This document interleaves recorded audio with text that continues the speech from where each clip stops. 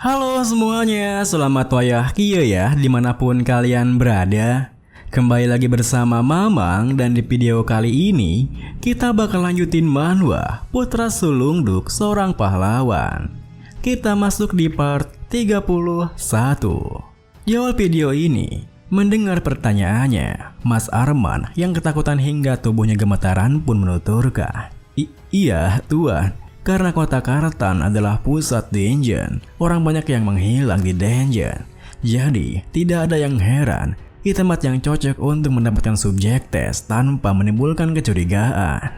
Ada yang merasa jika itu adalah ulah para Black Mage dari Chaos pun bertanya, di mana mereka melakukan eksperimen itu? Mas Arman pun meliriknya membalas, Itu, aku tidak tahu lokasi pastinya, tapi ku dengar mereka melakukannya dalam sebuah dungeon di dekat kota. Tentu saja perkataannya sontak membuat Aden terkejut, hingga Kersang merasa heran dengan reaksinya pun bertanya, apa itu sangat mengejutkan Dragon Slayer King? Aden pun menjelaskan, ya karena itu tak masuk akal. Secara resmi, dungeon adalah lahan bisnis bagi para spirit merchant. Saat dungeon diselesaikan, spirit merchant menukarkan lootnya, mengekstrakor, lalu dungeonnya akan lenyap. Tetapi, kalau ada yang tinggal di dalam dungeon, melakukan eksperimen pada manusia, itu beda ceritanya. Spirit merchant tak akan menolerir siapapun yang membangun bisnis di wilayah mereka. Dan meski spirit merchant terikat peraturan yang membuat mereka tak bisa mencelakai manusia, di kasus yang sangat jarang, manusia bisa dianggap sebagai penyusup. Jadi, spirit merchant bisa melepaskan kekuatan mereka yang sebenarnya. Pada kekuatan penuh, seorang spirit merchant memiliki kekuatan absolut dalam dungeon. Bahkan, spirit merchant pemula seperti Rabbit bisa memusnahkan semi master dalam sedetik dengan kekuatan penuhnya. Mendengar penjelasannya, Kers yang bisa memahaminya pun bertanya, lalu kenapa mereka belum mengusir penyusup ini? Aden yang bisa menebaknya pun melanjutkan, ada satu cara agar mereka mungkin memberikan izin. Kalau seorang menjanjikan keuntungan yang cukup banyak untuk membenarkan pelanggaran aturan itu, spirit merchant mungkin bersedia membuat kesepakatan. Maka, spirit merchant takkan melaporkan apa-apa ke spirit emporium dan membiarkan penyusupnya menggunakan dungeonnya sepuasnya. Kemudian, Markus yang punya pandangan tersendiri bertanya, kalanya terlihat terlalu besar kalau hanya dilakukan satu guil. Siapa yang mendukung mereka? Apa kau tahu? Namun, ahli-ahli langsung menjawabnya seperti sebelumnya. Mas Arman nampak ragu-ragu untuk memberitahunya, hingga Aden pun harus berbisik menekankan, Hei, kalau kau tidak menjawab dengan serius, akan kuantarkan kau ke Oliver Order loh. Seketika itu juga, Mas Arman yang merasa terancam pun membuka mulutnya berkata, Aku akan bicara. Yang mendukung kami adalah Grandachi Sias. Tentu saja perkataannya membuat Arin dan juga Markus terkejut. Bahkan, Markus yang sama sekali tak menduganya bertanya, Apa? Sias? Itu? Kenapa Grandachi Sias, pusat militer utara, berurusan dengan orang-orang semacam Guild Umbra? Mas Arman pun membalas, Itu tidak hanya mereka. Sepertinya beberapa organisasi lain juga terlibat. Markus yang merasa jika masalahnya semakin rumit pun menimpali. Umbra sialan. Mereka membuat masalah lebih besar dari yang kukira. Kalau Sias terlibat, kita tidak bisa gegabah. Aden sendiri yang dari awal sudah menduga hal itu terdiam menahan amarahnya berpikir. Aku sudah curiga sejak mendengar eksperimen pada manusia. Pasti Silbeta bekerja sama dengan para sampah chaos itu lagi. Dengan pikiran seperti itu, Aden yang mengepalkan tangannya berkata, Markus, mari hancurkan mereka. Markus pun menatapnya membalas, tapi musuhnya adalah Grandachi Sias, rumah bagi para Grandmaster level Transcender. Anda mungkin kuat, tapi... Namun, belum sempat Markus menyelesaikan kalimatnya, Aden yang begitu kesal dengan menggebu-gebu langsung saja menjelanya. Apa kau akan biarkan orang-orang yang menyakiti putrimu bebas begitu saja? Kau harus mengajukan mereka.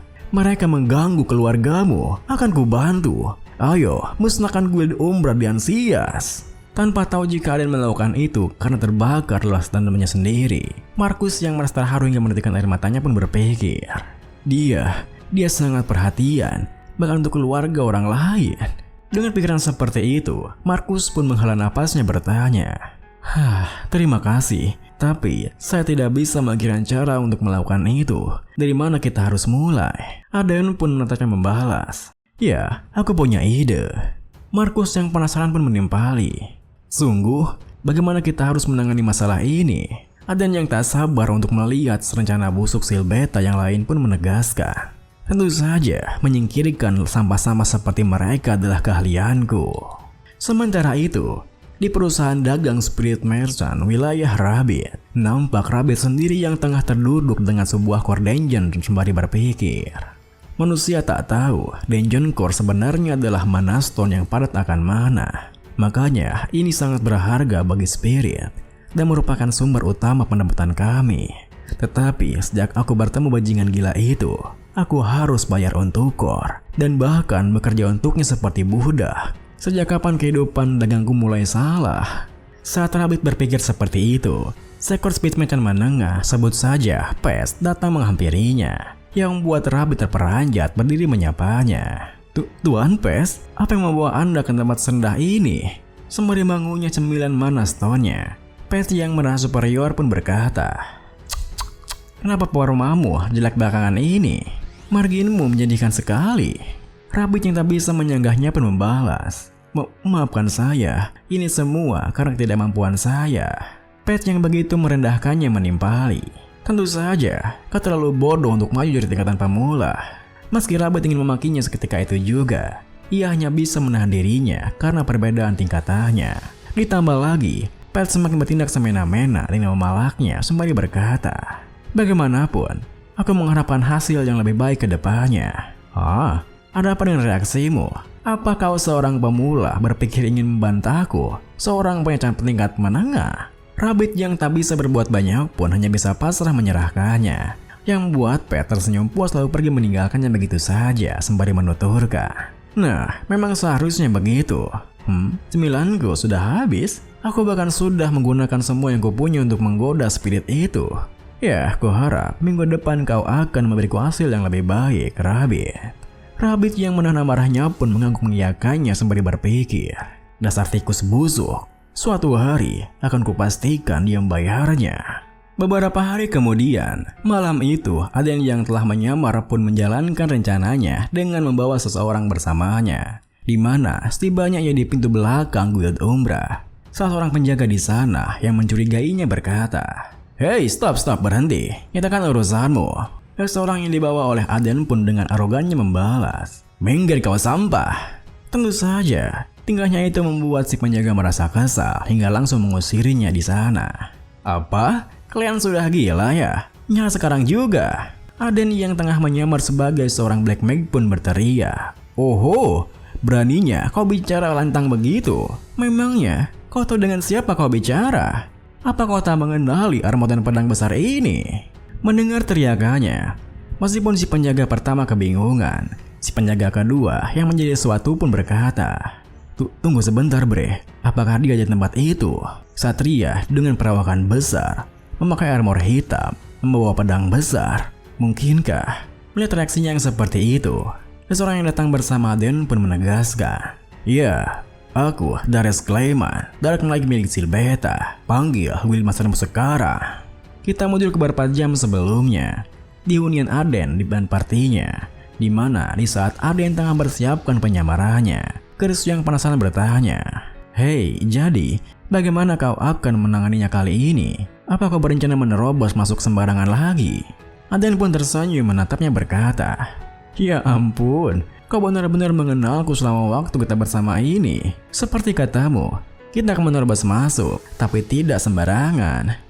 Chris yang masih tak mengerti maksudnya membalas, "Maksudmu, kita akan menerobos masuk dengan sopan gitu?" Aden menimpali, "Benar, memang hebat, kau sangat mengenalku. Ingat, karena Cisias mendukung Guild Umbra, itu artinya kita hanya muncul saja sebagai kesatria Sias dan mereka akan biarkan kita masuk." Mendengar perkataannya, Chris yang malah kebingungan bertanya, "Tak masuk akal. Kau serius menyarankan kita minta bantuan dari musuh buyutanmu, Silbeta si King itu?" Aden pun melanjutkan, "Kau tidak ingat kah? Satria Sias yang terjebak di Beelzebub. Aku akan menggunakan Dark Knight itu." Kita kembali ke masa sekarang, di mana Aden dan Dark Knight-nya telah berhasil masuk ke kantor Guildmaster Umbra. Guildmasternya sendiri, sebut saja Talion Umbra yang menyambut mereka berkata, "Sebuah kehormatan untuk menyambut Anda, Tuan Dark Knight. Penjaga saya tak mengenali Anda, karena kami tak selalu Anda akan datang. Tolong terima permintaan maaf saya atas perbuatan mereka. Tapi, siapa orang yang bersama Anda ini?" Alih-alih langsung menjawabnya, melihat reaksinya yang seperti itu, Aden yang mengontrol Dark Knight-nya pun berpikir, kemungkinan besar mereka tak tahu bahwa Dark Knight sudah mati. Lagi pula, hanya orang bodoh yang menyebarkan fakta bahwa mereka kehilangan orang penting di pasukan mereka. Dengan pikiran seperti itu, Aden pun mengontrol Dark Knight-nya untuk membalas. "Dia bawahanku, Dark Knight. Tak perlu hiraukan dia." Mas Talin yang tak merasa curiga pun menimpali. "Baiklah, tapi apa yang bawa Anda kemari hari ini? Inspeksi dadakan kah?" Aden pun mengontrol Dark Knight-nya melanjutkan, "Kau juga berwawasan. Aku perlu memeriksa apa semuanya berjalan lancar. Bawa aku ke dungeon." Saat kemudian, tanpa meragukannya sama sekali, Mas Talin pun membawa mereka ke dalam dungeon bawah tanah Merasia milik Guild Umbra. Sehingga Aden yang terkejut dengan apa yang dilihatnya pun berpikir, pantas saja dungeon yang susah ditemukan. Ternyata pas di bawah guild mereka sendiri. Dan apa ini? Chaos. Eksperimen macam apa yang membuat mereka mengumpulkan monster seperti ini? Kemudian, Mas Talin yang membantu mereka pun menjelaskan, "Ngomong-ngomong, Anda datang tepat waktu, Tuan. Kami baru saja mencapai terobosan dalam eksperimen kami. Dua ini adalah keputusan kami yang paling baru. B12, B14, bangunlah.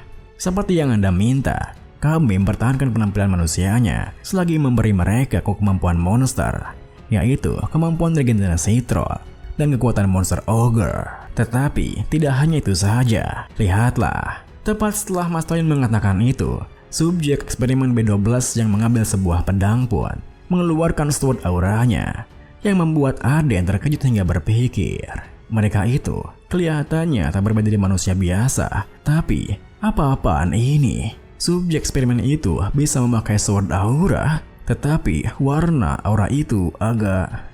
Lalu saat ia berpikir seperti itu, Mas Talin dengan bangganya melanjutkan, "Kami berhasil menaikkan kemampuan berpedang mereka hingga sword aura peringkat tinggi yang digabung dengan kekuatan monster dan regenerasi. Pengendalian pikiran mereka juga sempurna, jadi mereka sangat setia dan tidak berpotensi untuk berkhianat. Sebentar lagi kami akan memproduksinya secara massal. Maka mimpi Anda untuk memiliki pasukan abadi akan menjadi kenyataan. Saksikanlah Berserk Blood Knight, prajurit abadi yang telah menaklukkan kematian itu sendiri dan akan melayani Lord Silbeta, Blood Knight." Mendengar perkataannya, Aden yang mengenali namanya mengepalkan tangannya berpikir, "Blood Knight, aku tahu terlalu banyak tentang mereka." Chris yang juga penasaran bertanya, "Kau pernah melihat mereka sebelumnya kah? Apa titik kehidupanmu yang dulu?" Sembari mengingat momen masa lalu, Aden pun menjelaskan, Blood Knight adalah pasukan paling elit milik Garda Caesias, dikomandoi oleh Silbeta. Saat dia naik menjadi Grandu, mereka meraih pencapaian hebat saat ada gelombang monster level disaster, dan bahkan di peperangan Great Talos. Kesetiaan fanatik dan keberanian di hadapan kematian mereka membuat Silbeta menjadi legendaris, memberinya julukan Knight King. Kers yang bisa memahaminya pun berkata, "Oh, itulah asal mula julukannya ya."